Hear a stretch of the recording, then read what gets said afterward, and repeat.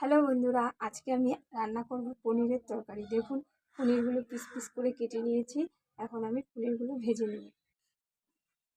দেখুন, কড়াই গরম হয়ে গিয়েছে। এবার আমি পনিরগুলো দিয়ে দেবো এখানে।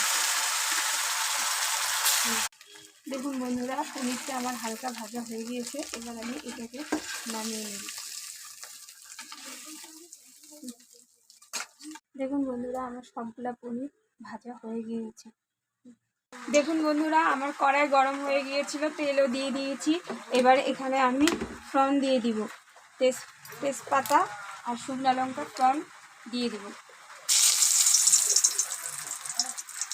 তেজপাতা শুকনো লঙ্কা ভাজা হয়ে গিয়েছে। এবার আমি ফোড়ন দিয়ে দিব জিরা, কালো জিরা। এবার আমি এখানে আলু ছেড়ে দেব।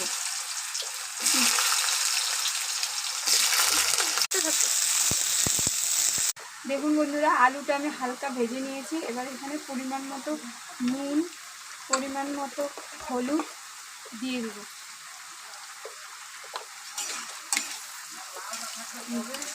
এখানে আমি টমেটো পেস্ট আর এই যে মশলা দিয়ে দিয়েছি। এবার মশলাটা ভালো করে আলুর সাথে ফ্রাই করে নেবেন। দেখুন বন্ধুরা, আমি এই যে আলু ফ্রাই করছি, এখানে এলাচি থেঁতু করে দিয়ে দিচ্ছি। আপনারা চাইলে গরম মশলাও দিতে পারেন। আলু ফ্রাই করা হয়ে গিয়েছে আমার। এবার এখানে আমি গরম জল ঢেলে দিই।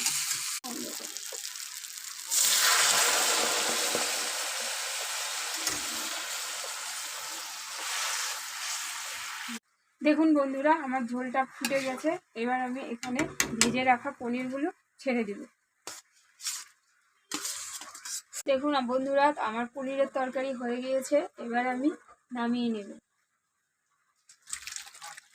আজকের মতো পনিরের তরকারির ব্লগটা এখানেই শেষ করছি।